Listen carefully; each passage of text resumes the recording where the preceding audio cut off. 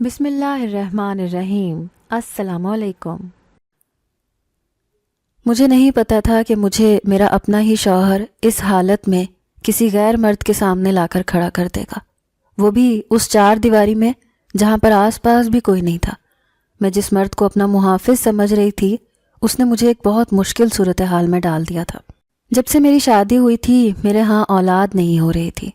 Doctor نے اس کی وجہ بھی بتا دی تھی، لیکن میرا شوہر اتنا ضعیف العقل آدمی تھا کہ اس نے مجھے آج ایک غیر مرد کے سامنے کھڑا کر دیا۔ جب میں نے دیکھا کہ وہ کمرے کے اندر ہے تو میں باہر جانے لگی۔ میرے شوہر نے مجھے پکڑ لیا، کہا کہ کہاں بھاگ رہی ہو؟ میں نے کہا کہ مجھے اندر نہیں جانا، اندر ایک غیر مرد کھڑا ہے اور آپ کو پتہ ہے کہ میں شرعی پردہ کرتی ہوں۔ اس نے کہا کہ علاج کے معاملے میں کوئی پردہ نہیں ہوتا۔ میں نے کہا کہ وہ میرا علاج کیسے کر سکتا ہے؟ میرے شوہر نے کہا کہ وہی تمہارا علاج کرے گا، تبھی تو میں تمہیں یہاں لے کر آیا ہوں۔ تمہارے لیے کتنی محنت کی ہے میں نے، تم اندر جاؤ تاکہ تمہارا علاج ہو سکے۔ میں نے کہا کہ آپ کو کیا لگتا ہے کہ آپ مجھے ایک غیر آدمی کے سامنے چار دیواری میں اکیلا چھوڑ رہے ہیں، وہ بھی بنا چادر حجاب کے؟ آپ کو لگتا ہے کہ وہ میرا علاج کرے گا؟ ذرا میری شکل دیکھیں۔ اس نے کہا کہ ہاں مجھے پتہ ہے کہ تم بہت خوبصورت ہو، اب ہر جگہ پر اپنی خوبصورتی کی باتیں نہ کیا کرو۔ میں نے کہا کہ خوبصورتی کی بات نہیں ہے، خوبصورت ہوں، آپ کی بیوی ہوں، جو ہوں جیسی ہوں آپ کے لیے ہوں، مجھے اندر نہیں جانا۔ لیکن میرے شوہر نے اس شخص کے سامنے نہ صرف مجھے دھکا دے کر نیچے بٹھا دیا بلکہ باہر سے دروازہ بھی بند کر دیا۔ میں حیران رہ گئی کہ یہ کس قسم کا شوہر ہے، لیکن اب اس سے بھی زیادہ تو میں یہ دیکھ کر حیران تھی کہ آگے کیا ہونے والا تھا، کیونکہ یہ شخص میرے سامنے ہی موجود تھا۔ میں نے کہا کہ مجھے تم سے علاج نہیں کروانا، مجھے باہر جانے دو۔ اس نے کہا کہ کون کم بخت یہاں پر علاج کر رہا ہے، اور میری آنکھیں پھٹی کی پھٹی رہ گئیں جب اس نے میرے سامنے میرا نام آمنہ ہے۔ جب شادی کر کے اپنے سسرال میں آئی تو میری ساس نے پہلے دن ہی ایک خوشی ظاہر کر دی کہ اسے تو اپنے پوتے یا پوتی کی شکل دیکھنی ہے۔ میرا شوہر جوان جہان تھا، لیکن سننے میں آیا تھا کہ اپنی جوانی میں بہت الٹی سیدھی حرکتیں کر چکا تھا۔ اسے ایک لڑکی سے محبت تھی، اور جب وہ لڑکی اسے نہیں ملی تو اس نے اپنے آپ کو برباد کرنے کی قسم کھا لی۔ پر پھر اس کی ماں نے اس کے سامنے ہاتھ جوڑے، اس کے قدموں میں اپنا دوپٹہ رکھا اور اس سے وعدہ لیا کہ جیسا میں کہوں گی تو ویسا ہی کرے گا، اور اس کے بعد اب اس کی شادی میرے ساتھ کروا دی۔ میرے شوہر کا نام شمس تھا، یعنی کہ سورج، اور وہ سورج جیسا ہی تھا۔ سورج روشنی تو دیتا تھا لیکن جلا دیتا تھا، یعنی کہ مجھے اپنے ساتھ رکھا ہوا تو تھا لیکن اس کا رویہ میرے ساتھ اچھا نہیں تھا۔ وہ ہمیشہ میری ذات میں اسی لڑکی کو تلاش کرتا رہتا تھا۔ ہم ساتھ بھی ہوتے تھے تو ساتھ نہیں رہتے تھے۔ اس نے مجھے صرف اپنی زندگی میں ایک ایسا انسان بنا کے رکھا تھا جو اس کے سر پر اس کی ماں نے مسلط کی تھی۔ وہ کہتا تھا کہ اللہ مجھے بیٹی دے گا تو میں اس کا نام بھی اقرا رکھوں گا۔ مجھے لگا کہ شاید وہ اپنی بیٹی کا نام سوچ رہا ہے اور اسے بیٹی چاہیے، اس لیے اس کا نام پہلے سے سوچ کے بیٹھا ہے۔ لیکن مجھے میری نند نے بتایا کہ بھائی جس لڑکی کو پسند کرتے تھے اس کا نام اقرا تھا، اسی لیے یہ کہتے ہیں کہ اپنی بیٹی کا نام اقرا رکھیں گے۔ میں حافظ قرآن تھی، 5 وقت کی نمازی تھی۔ اللہ کا مجھ پر بہت کرم تھا کہ اس نے مجھے اپنے سامنے سجدہ کرنے کی توفیق عطا کی تھی۔ میں سوچتی تھی کہ میں اپنے شوہر کو بھی سیدھی راہ پر لگا لوں گی، لیکن میرے شوہر کے اندر تو کچھ بھی نہیں بدلا تھا۔ بس اس نے میری ساس سے وعدہ کیا تھا کہ وہ دوبارہ کوئی نشہ نہیں کرے گا، شراب نہیں پیے گا، کیونکہ اس سے پہلے وہ یہ سب کثرت سے کیا کرتا تھا، لیکن باقی حرکتیں اس کی ابھی بھی پہلے جیسی ہی تھیں۔ وہ اپنی پرانی معشوقہ کی تصویریں اپنے فون میں سیف رکھتا اور پورا دن ان کو دیکھتا رہتا۔ پہلے تو مجھے دیکھتا ہی نہیں تھا، میری طرف کوئی خیال ہی نہیں کرتا تھا، لیکن جب اپنی محبوبہ کی تصویریں دیکھ کر تھک جاتا تو پھر اس کی توجہ مجھ پر پڑ جاتی۔ اس نے مجھے کہا کہ مجھے بھی اولاد کا بہت شوق ہے اور تم مجھے بس ایک اولاد پیدا کر کے دے دو تو اتنا ہی کافی ہے۔ میں نے کہا کہ کیا اس کے بعد آپ کا رویہ میرے ساتھ بدل جائے گا؟ اس نے کہا کہ میرے رویے میں کیا مسئلہ ہے؟ تم اس گھر میں رہتی ہو، کھاتی پیتی ہو، میں تمہیں ٹائم بھی دیتا ہوں، ٹائم سے گھر بھی آ جاتا ہوں، اور کیا چاہتی ہو تم مجھ سے؟ میں نے کہا کہ یوں میرے سامنے بیٹھ کر اپنی پرانی معشوقہ کی تصویریں دیکھنا، دنیا کی ہر بات میں اس کا ذکر لے آنا، اس کے بارے میں سوچ کر آہیں بھرنا، آپ کو لگتا ہے کہ یہ سب کچھ ٹھیک ہے؟ اگر میں یہ سب کچھ کرتی اور میرا پہلے سے جو وہ میرے ساتھ کر رہا تھا میں نے ابھی بولا بھی نہیں تھا کہ میرے شوہر نے میرے منہ پر تھپڑ مارا، کہا کہ تم کیا کہنا چاہتی ہو کہ تمہارا بھی کوئی یار تھا۔ میں نے کہا کہ اللہ کہتا ہے کہ پاک مردوں کے لیے پاک عورتیں اور ناپاک مردوں کے لیے ناپاک عورتیں ہوتی ہیں۔ جس طرح کے آپ کے معاملات ہیں آپ کو کوئی ایسی ہی عورت ملنی چاہیے تھی جس کے پہلے سے کچھ یار ہوتے۔ پتہ نہیں میں کہاں سے آپ کے نصیب میں آ گئی۔ مجھے تھپڑ تو پہلے ہی پڑ چکا تھا، اس لیے میں بے خوف ہو گئی، لیکن اس کے بعد اس نے مجھے مارنا پیٹنا شروع کر دیا۔ میری ساس نے مجھے آ کے بچایا۔ انہوں نے کہا کہ لڑکی کو مار ڈالو گے کیا؟ پر اس کے بعد میری ساس کی آواز آنا بند ہو گئی کیونکہ میں بے ہوش ہو گئی تھی۔ میری ساس مجھے ڈاکٹر کے پاس لے گئیں۔ ڈاکٹر نے کہا کہ اس کو رات یہیں پہ رکھنا پڑے گا، ہمیں لگتا ہے کہ اس کی کوئی ہڈی ٹوٹ گئی ہے، اس لیے ادھر ہی رکھتے ہیں۔ پر صبح پتہ چلا کہ میری کوئی ہڈی تو نہیں ٹوٹی تھی، پر میری ساس بڑی چلاک تھی۔ انہوں نے کہا کہ لگے ہاتھ اس کا کوئی ٹیسٹ ہی کروا لیتی ہوں جس سے پتہ چل جائے کہ یہ ماں بن سکتی ہے یا نہیں۔ انہوں نے میرے ٹیسٹ وغیرہ کروا لیے اور ڈاکٹر نے کہا کہ ابھی تک یہ ماں نہیں بننے والی اور ان کے ساتھ چھوٹا سا مسئلہ ہے۔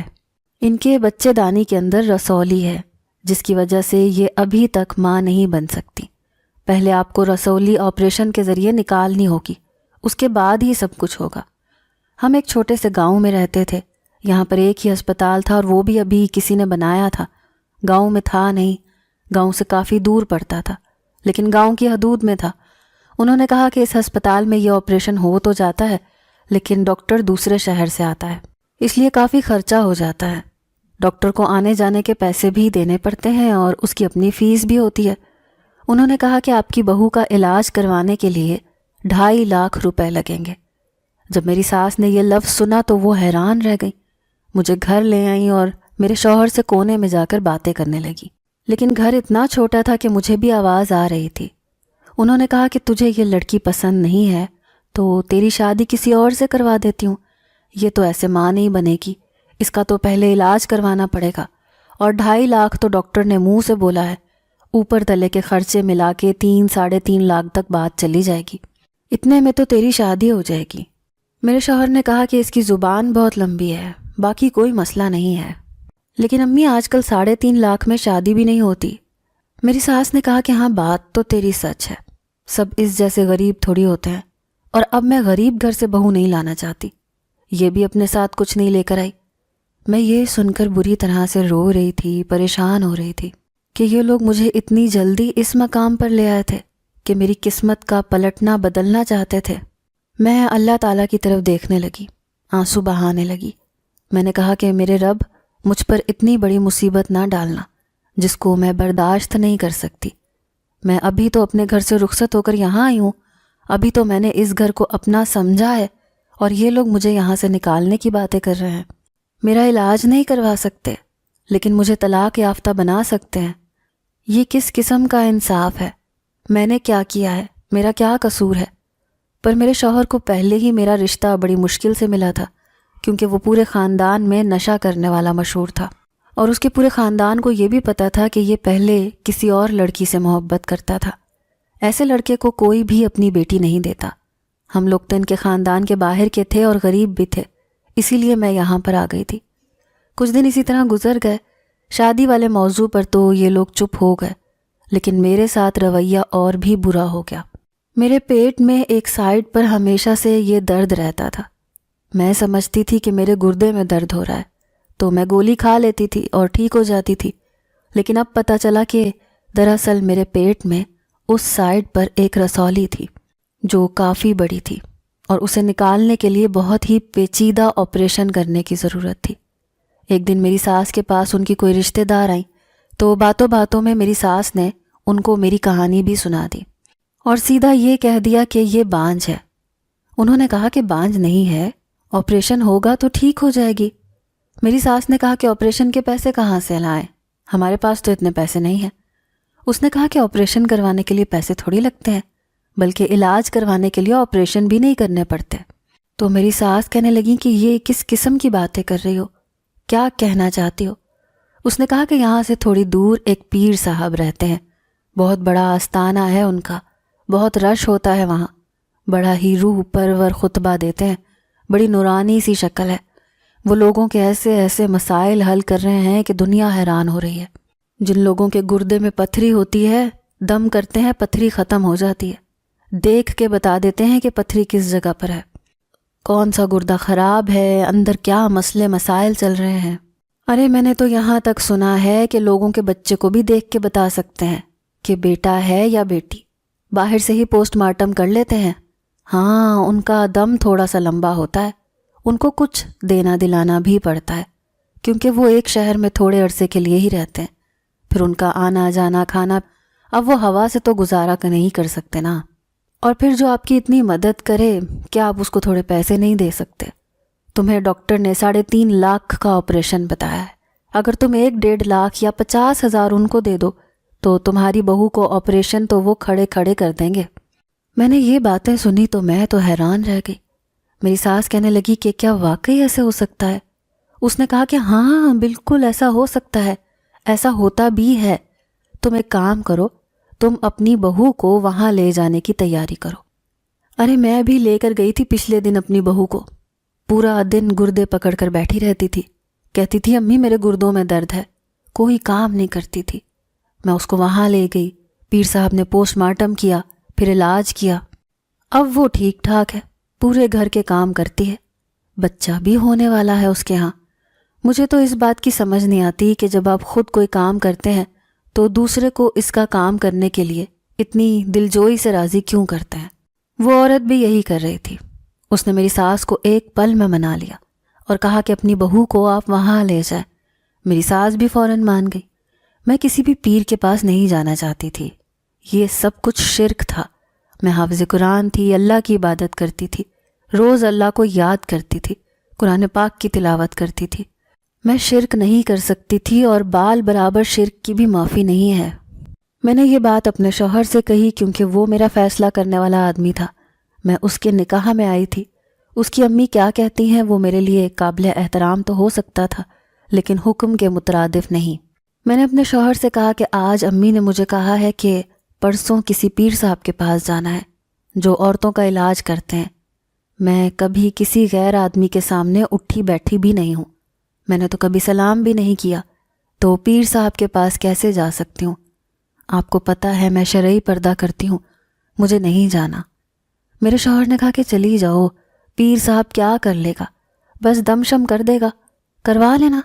میں نے کہا کہ آپ سمجھ نہیں رہے نا، یہ سب کچھ شرک کے دائرے میں آتا ہے.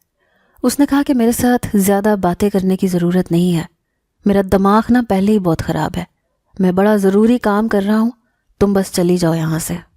اور اس گھر میں امی کا کہا چلتا ہے، جو امی کہیں گی وہی ہوگا. میں نے دیکھا کہ میرا شوہر کیا ضروری کام کر رہا تھا، تو میں نے اپنا سر پکڑ لیا.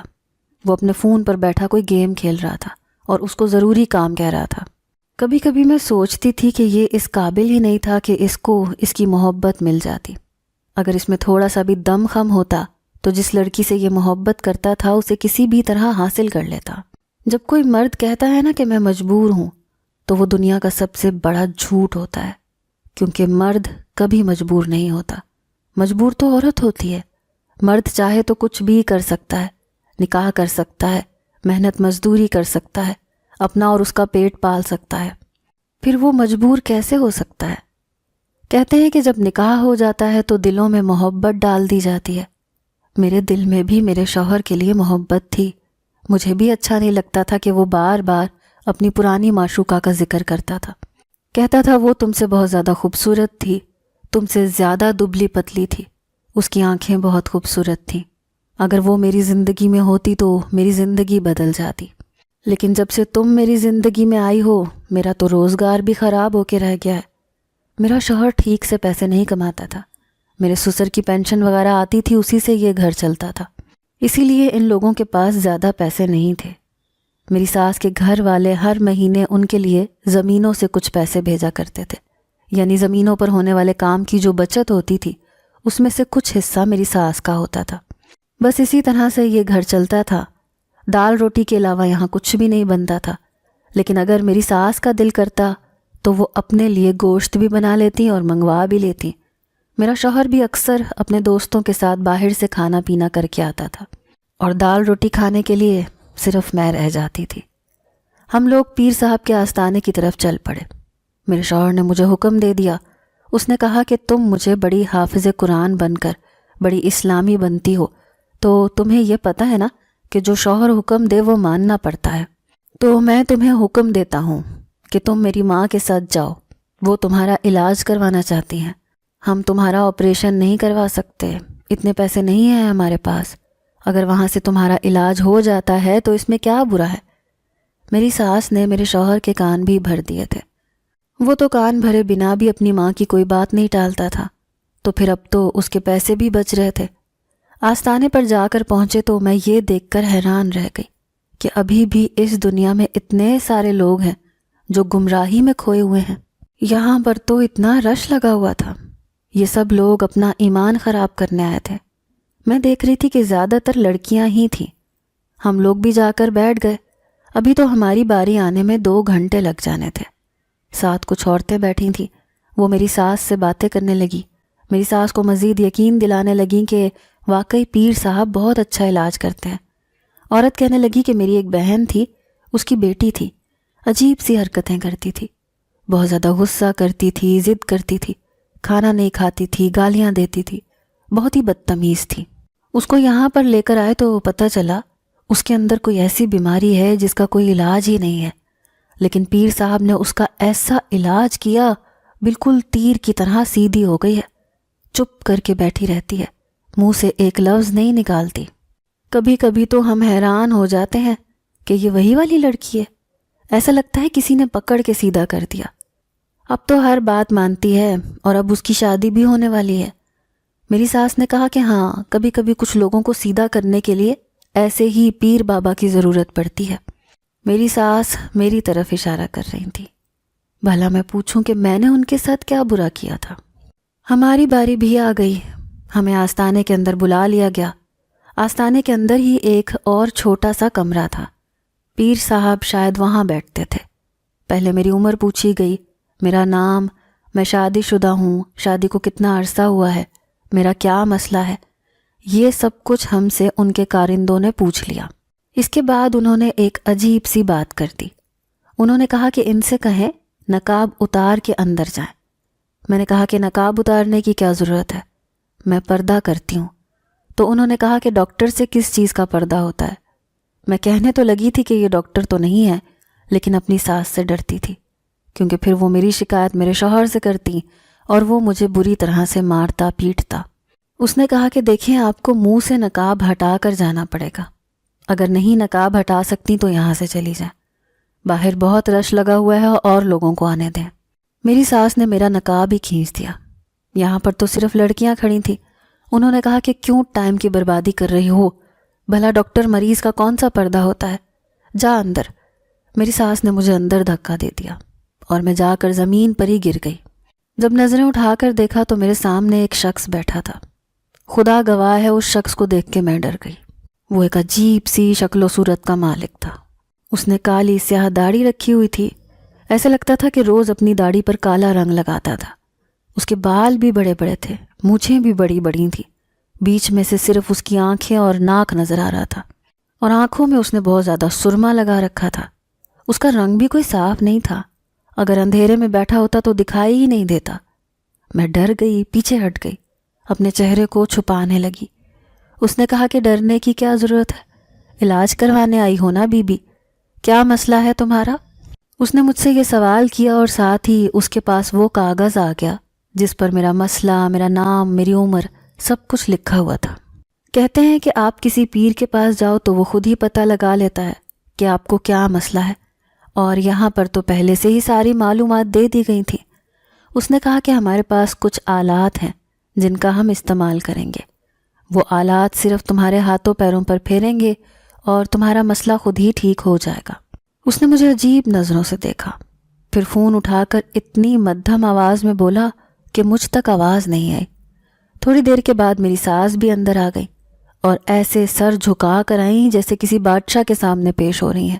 اس نے میری ساس سے کہا کہ مسئلہ تو بہت بڑا ہے، لیکن حل ہو جائے گا، بغیر آپریشن کے ہی اس کی رسولی ختم ہو جائے گی، پیٹ کے اندر ہی ختم ہو جائے گی، اور پھر خیر سے یہ ماں بھی بن جائے گی۔ لیکن مسئلہ بہت بڑا ہے، اس لیے ہمیں پوری رات عمل کرنا پڑے گا اور تمہیں اسے یہاں چھوڑ کے جانا ہوگا۔ اس کے علاوہ کچھ چیزیں بھی درکار ہوں گی جن کا انتظام تم نہیں کر سکتی، کیونکہ ان کو ڈھونڈنے کے لیے تو بڑی دور دور تک جانا پڑتا ہے۔ ہم وہ چیزیں منگوا لیں گے، پر اس کی لاگت ہم آپ سے لیں گے۔ وہ چیزیں آپ کی بہو کے علاج میں استعمال ہوں گی، اس سے ہمیں کوئی فائدہ نہیں ہونے والا۔ آپ کو 70,000 روپے جمع کروانے ہوں گے، اور اگر علاج کروانا ہو تو پرسوں ہی آنا ہوگا۔ میری ساس نے ساری معلومات لے لیں اور کہا کہ پیر صاحب ہم آ جائیں گے۔ جب واپس جا رہے تو میری ساس کہہ رہی تھی کہ تیری قسمت اچھی ہے کہ 70,000 میں تیری جان چھوٹ جائے گی، ورنہ 3.5 لاکھ ہم کیا تیرے ماں باپ بھی نہ کر پاتے، اور تو یوں ہی درد سے تڑپتی رہتی۔ میں نے سوچ لیا تھا کہ میں اس پیر سے کچھ نہیں کرواؤں گی۔ میرے شوہر نے مجھ سے کہا تھا کہ بس چلی جاؤ، سو میں چلی آئی تھی، لیکن اس کا مطلب یہ نہیں تھا کہ اب میں اس سے علاج بھی کرواتی، اور اگر میں اس کی بات نہیں مانتی تو میرا رشتہ بھی خراب ہو سکتا تھا۔ اسی لیے میں بہت پریشان تھی۔ میں گھر آ گئی اور میری ساس نے یہ ساری باتیں میرے شوہر کو بتا دیں۔ اس نے کہا کہ جہاں 3.5 لاکھ لگنے تھے وہاں 70,000 لگ رہے ہیں تو کوئی مسئلہ نہیں، میں کسی سے ادھار لے لیتا ہوں، تھوڑے پیسے میرے پاس ہیں، بس اس کا کام کروا لیں۔ شکل صورت کی بری نہیں ہے، گھر کے کام بھی اچھے کرتی ہے، کم عمر بھی ہے، اسی سے گزارا کرنا پڑے گا، اسی کے ساتھ رہنا پڑے گا۔ آج کل لڑکیوں کے بڑے نخرے ہو گئے ہیں، میں دوسری شادی نہیں کرنا چاہتا۔ ہاں اگر کبھی دل کیا تو وہ اور بات ہے، کبھی اللہ نے زیادہ پیسے دے دیے اور دونوں عورتوں کا خرچہ اٹھا سکا تو پھر ضرور کروں گا دوسری شادی۔ میں اپنے شوہر کی باتیں سن کر حیران تھی۔ اگر اس کے پاس پیسے آتے تو یہ دوسری شادی کر لیتا، یعنی اسے صرف پیسوں کی ضرورت تھی۔ اسے یہ نہیں پتا تھا کہ دوسری شادی کرنے کی اجازت کے پیچھے کتنی بڑی مصلحت ہے، اور یہ شخص کسی کی محبت کا دم بھرتا تھا۔ یہ کسی سے محبت کیسے کر سکتا تھا؟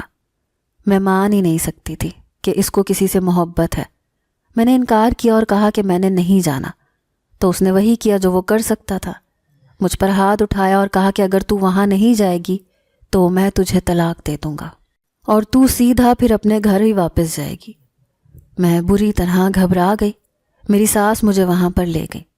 پیر صاحب نے کہا کہ اس کو یہاں پر چھوڑ کے چلی جاؤ، اور پیسے بھی وصول کر لیے۔ مجھے اسی کمرے میں بٹھا دیا گیا۔ پتہ نہیں انہوں نے مجھے جو پانی پلایا تھا اس میں نشے کی دوا تھی یا کیا۔ جب مجھے ہوش آیا تو رات ہو چکی تھی اور آس پاس بالکل خاموشی تھی، کوئی بھی موجود نہیں تھا۔ میں باہر جانا چاہتی تھی لیکن دروازہ بند تھا۔ 2 گھنٹے تک میں نے انتظار کیا۔ دروازہ کھلا تو پیر صاحب اندر آئے۔ ان کے پاس نہ تو علاج کے لیے کوئی دوائی تھی اور نہ ہی کوئی اوزار جس کا انہوں نے ذکر کیا تھا۔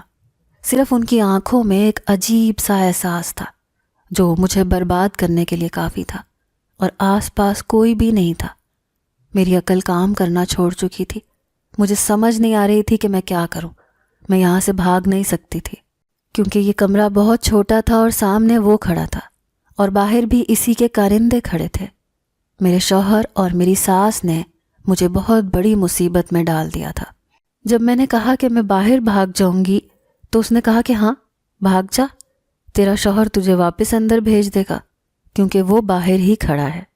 میں حیران رہ گئی کہ میرا شوہر باہر کھڑا تھا۔ اس کا مطلب کہ اسے پتہ تھا کہ یہاں کیا ہونے والا ہے، اور اگر نہیں بھی پتہ تھا تو وہ اس دنیا کا سب سے بڑا بے وقوف انسان تھا۔